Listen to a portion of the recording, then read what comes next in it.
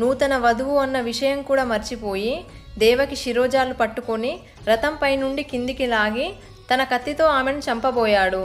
ఆవేశంతో ఉన్న కంసుడితో తన చెల్లెలి భర్త, తనకు స్వయాన బావ అయినటువంటి వసుదేవుడు కంసుడితో ఇలా అన్నాడు: బావా, తోడబుట్టిన వారి మంచి కోరుకోవాలి, అంతేకాని ఏవో నిరాధారమైన గాలి మాటలు విని చంపడం ఎంతవరకు న్యాయం? ఒకసారి నువ్వే ఆలోచించు బావా. ఈమె నీకు సొంత చెల్లి, అంటే కూతురుతో సమానం. నీవంటే ఎంతో అభిమానం కలది, ఎల్లప్పుడూ నీ శ్రేయస్సునే కోరుకునేది. అటువంటి ఈమెను చంపడానికి నీకు మనసు ఎలా వస్తుంది అని తన మాటలతో శాంతపరిచే ప్రయత్నం చేశాడు. అయినప్పటికీ కంసుడికి ఆవేశం తగ్గలేదు.